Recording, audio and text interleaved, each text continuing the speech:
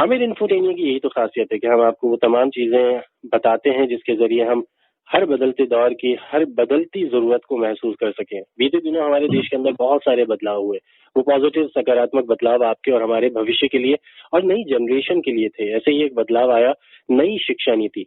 स्वतंत्र भारत में ऐसा तीसरी बार हुआ है जब हमारे देश ने अपनी शिक्षा नीति को बदला है। क्या है इस नई शिक्षा नीति यानी न्यू एजुकेशनल पॉलिसी 2020 के अंदर खास, इससे जानने के लिए हमने सोचा क्यों ना आप तक जानकारी पहुंचाई जाए।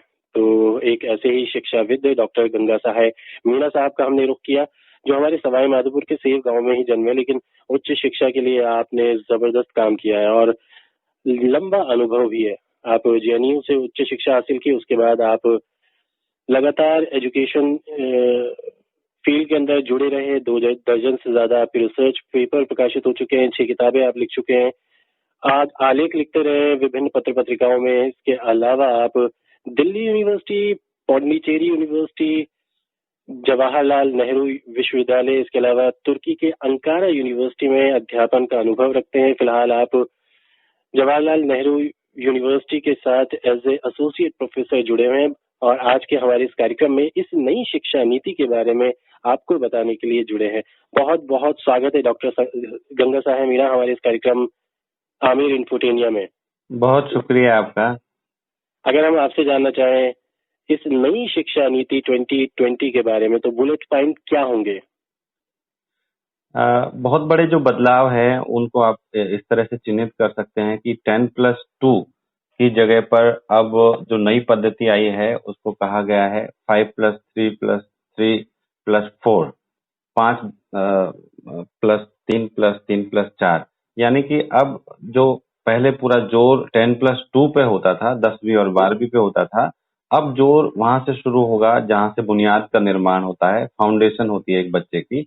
और पहले उस दौर को फाउंडेशन ही कहा गया है, जब बच्चा 3 साल से, अभी तक सरकारी स्कूलों में व्यवस्था थी कि 5 साल का एडमिशन होता था या 5 साल से एक फॉर्मल एजुकेशन शुरू होती थी।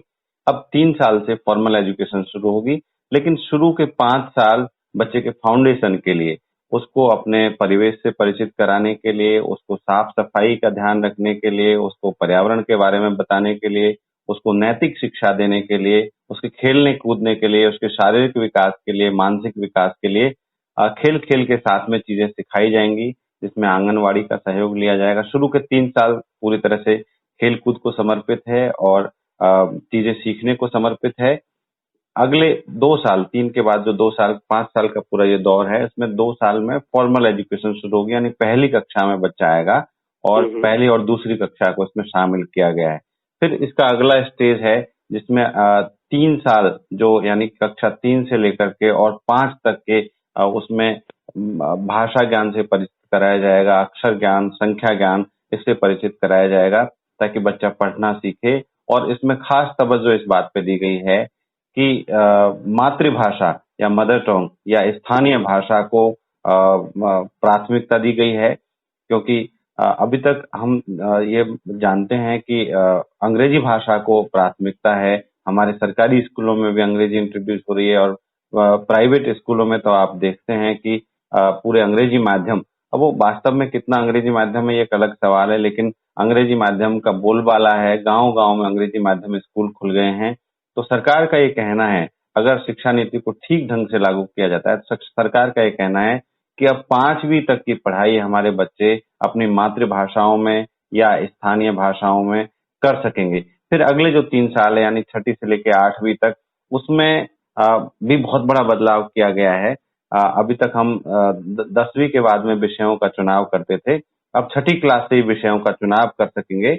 और विषयों के बीच में आपस में जो दूरी है, जैसे हमने वर्ग बनाए हुए हैं कि एक विज्ञान वर्ग है, एक कला वर्ग है, एक वाणिज्य वर्ग है, उन वर्गों को खत्म करके आपस में विषयों को करीब लाया गया है। विद्यार्थी को पूरी छूट होगी कि वो कौन से विषय लेना चाहता है। ऐसा भी संभव है कि 2 साइंस के विषय ले ले और एक ह्यूमैनिटीज या सोशल साइंस का विषय ले ले।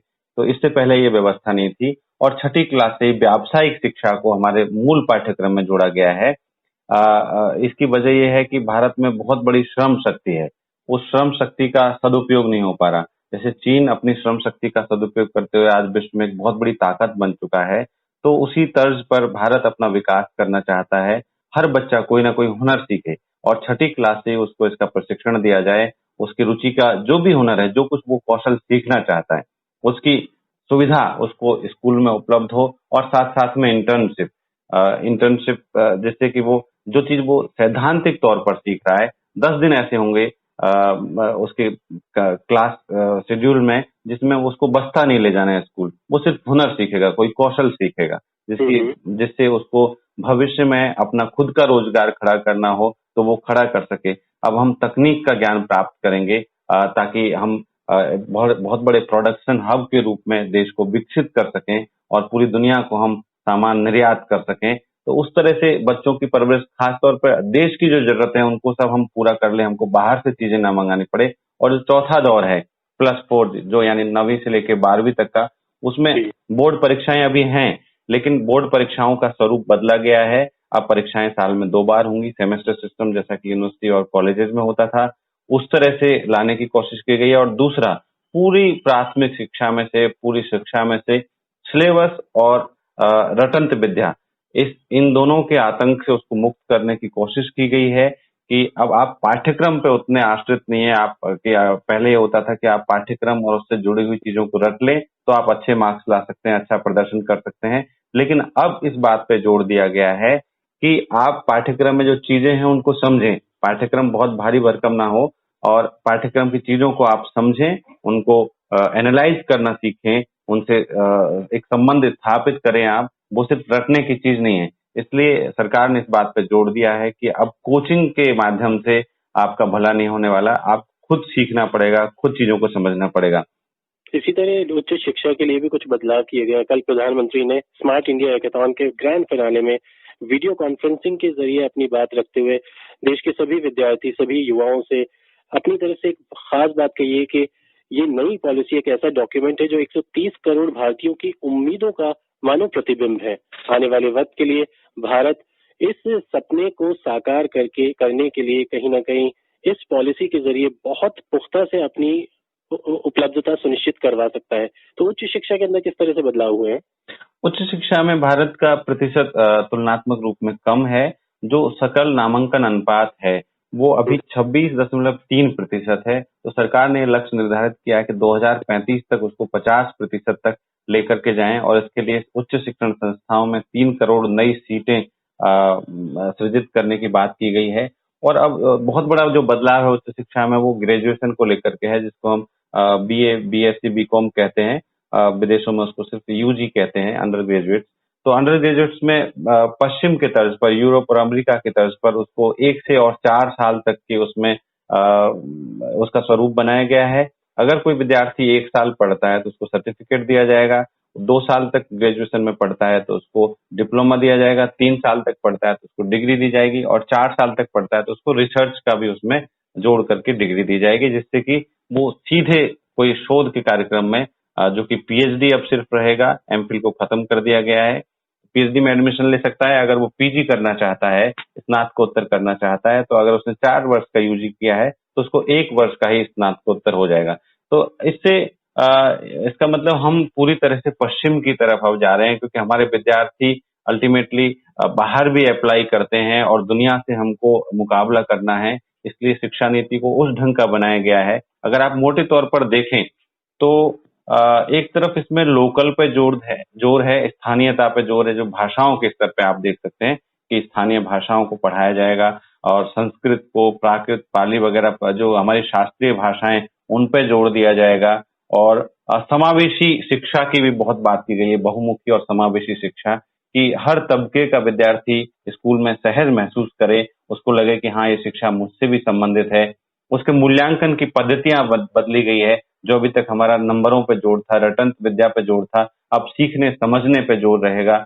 और उच्च शिक्षा में आप और अगर बदलाव देखें तो ऑनलाइन शिक्षा को बहुत महत्व दिया गया है। इसको लेकर के थोड़ी आलोचना भी सरकार की हो रही है कि उच्च शिक्षा को इतना बड़ा आप स्पेस देंगे तो जो हमारे दूर दराज के इलाकों में लोग रहते हैं, जहाँ पे इंटरनेट की अच्छी सुविधा नहीं है, क्या वहां पर ये शिक्षा पहुंच पाएगी? लेकिन देखिए, उच्च शिक्षा आने वाले समय में उच्च शिक्षा को हम टाल नहीं सकते। उच्च शिक्षा हमारी शिक्षा का विस्तार है, वो उसका विकल्प नहीं है। इसलिए इस बात को समझना होगा कि अगर हमें शिक्षा का विस्तार करना है तो उसमें नए नए आयाम जोड़ने होंगे।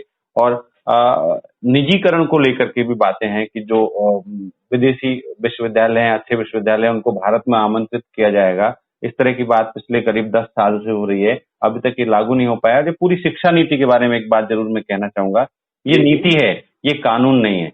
नीति का मतलब है कि हमारा मार्गदर्शन करेगी आने वाले समय में कानून बनाने के लिए। इसलिए ना तो ये आज से लागू हो गई है और ना ये चीजें धीरे धीरे होंगी। नियम, कानून और संस्थाएं वो बनेंगी और चीजों को क्रियान्वित करने में समय लगेगा। अब MHRD को खत्म कर दिया गया है, यानी जिसको मानव संसाधन विकास मंत्रालय कहते हैं, उसकी जगह पर नई संस्था जो इवॉल्व होगी या उसका नया नामकरण होगा वो शिक्षा मंत्रालय या एजुकेशन मिनिस्ट्री होगा। उसी तरह से UGC की जगह एक नई संस्था जन्म लेगी जिसका नाम higher education commission of India रखा गया है। और सरकार ने सुनिश्चित किया है कि राज्य के स्तर पर और केंद्र के स्तर पर ये कोशिश हो कि पाठ्यक्रम बनाने का काम एक अलग संस्था करे, प्रशासनिक काम एक अलग संस्था देखे, फंडिंग का काम एक अलग संस्था देखे, यानी सबके बीच में एक स्पष्ट विभाजन हो ताकि चीजें घालमेल ना हो, स्पष्टता उनमें बनी रहे। और आखिरी बात अगर मैं कहूँ तो इस कॉलेजों और विश्वविद्यालयों की स्वायत्तता पर भी बहुत जोर है। अभी ये जो नीति है इसमें ये स्पष्ट नहीं है कि स्वायत्तता किस प्रकार की है। स्वायत्तता एक प्रशासनिक स्वायत्तता होती है, एक अकादमिक स्वायत्तता होती है और एक आर्थिक या फंडिंग से संबंधित फाइनेंशियल स्वायत्तता होती है। यानी कॉलेज आत्मनिर्भर हो और वो अपना विकास खुद करें। अब इस बात में कई चीजें छिपी हुई है कि वो अपना विकास अकादमिक स्तर पर अपना विकास करें या अपने आप को आत्मनिर्भर आर्थिक आधार पर भी बनाएं। एक सवाल भविष्य के गर्भ में छिपा हुआ है और देखना यह होगा कि आने वाली सरकारें शिक्षा नीति को कैसे लागू करती है। उसी में से पता चल पाएगा कि हमने एक बेहतरीन शिक्षा नीति तो बनाई लेकिन सरकारों ने उसको किस ढंग से लागू किया। लेकिन डॉक्टर गंगा साहब, आपसे ये जरूर जानना चाहेंगे, सरकार की इस नीति के जरिए एक नियत साफ झलकती है कि आने वाले वक्त के लिए हमारी प्रतिभाओं को अंतर्राष्ट्रीय मंच के हिसाब से तैयार करना। जब हम नीति की बात करते हैं उसके साथ साथ एक और बदलाव आता है, वो है इस आने वाले वक्त के लिए, भविष्य के लिए सरकार ने अपनी तरफ से स्पष्ट कर दिया है कि अब बजट को लेकर के जो केंद्रीय स्तर पर GDP के अंदर भी बढ़ोतरी की जा रही है और शिक्षा के मद के अंदर अब GDP का पहले से ज्यादा तुलनात्मक रूप से बजट का प्रावधान रखा गया है, सोचा गया है, सब बताया गया है। उसको आप किस नजरिए से देखते हैं? देखिए, जो 1968 की शिक्षा नीति थी, 1986 की शिक्षा नीति थी, दोनों में ही GDP का 6% से लेकर 10% का लक्ष्य निर्धारित किया गया। लेकिन GDP का 6% खर्च करने का लक्ष्य एक लक्ष्य है और जो छात्र आंदोलन है, शिक्षक आंदोलन है, उनकी हमेशा मांग रही है कि GDP का 10% कम से कम शिक्षा पे खर्च हो। इस बार भी 6% लक्ष्य रखा गया है। अब इस लक्ष्य को कितना प्राप्त किया जाता है ये देखना होगा। हालांकि जगह जगह पर नीति में, दस्तावेज में इस बात का जिक्र है कि ज्यादा फेलोशिप्स होंगी, ज्यादा रिसर्च के लिए फेलोशिप्स होंगी, गुणवत्ता पर ध्यान दिया जाएगा और शिक्षा को समावेशी बनाया जाएगा। अगर 6% भी खर्च किया जाता है तो अभी तक तो 4% से भी कम है, तो मेरे ख्याल से वो अच्छा रहेगा और शिक्षा में निश्चित तौर पे हम नए प्रयोग कर पाएंगे और दुनिया की हम बराबरी कर पाएंगे। बहुत महत्वपूर्ण बात है। कहीं ना कहीं आने वाले वक्त के लिए हमारे आज के अंदर बहुत सारी तैयारियां हो रही हैं और उन बदलावों को हम अपने सामने होता देख रहे हैं। वक्त हो गया है कि डॉक्टर गंगा साहब, आपको जो हम बहुत बहुत शुक्रिया कि आप हमारे इस कार्यक्रम में इतने सहज अंदाज से आपने इस नई शिक्षा नीति के बारे में हमारे श्रोताओं के साथ विचार साझा किए। बहुत बहुत शुक्रिया। आपका बहुत धन्यवाद। तो यकीनन प्राथमिक प्रारंभिक शिक्षा से लेकर के माध्यमिक शिक्षा और उच्च शिक्षा के लिए महत्वपूर्ण बदलाव नई शिक्षा नीति के तहत किए गए हैं। डॉक्टर गंगा साहब मीना ने हमें जितने खूबसूरत सहज अंदाज से बताया, यकीनन आने वाले वक्त के लिए हम अपने और आने वाली पीढ़ी को इस बदलते दौर के साथ तैयार करने के लिए प्रतिबद्ध भी हों, कटिबद्ध भी हों। अभी हमने बात की डॉक्टर गंगा साहब मीना, आप एसोसिएट प्रोफेसर हैं नई दिल्ली के जवाहरलाल नेहरू विश्वविद्यालय के साथ और एक लंबा अनुभव है आपका अध्ययन अध्यापन के साथ जुड़ा हुआ। फिलहाल एक प्यारा सा नगमा यारी दोस्ती के नाम, उसके बाद बातचीत के इस सिलसिले को हम आगे बढ़ाते हैं।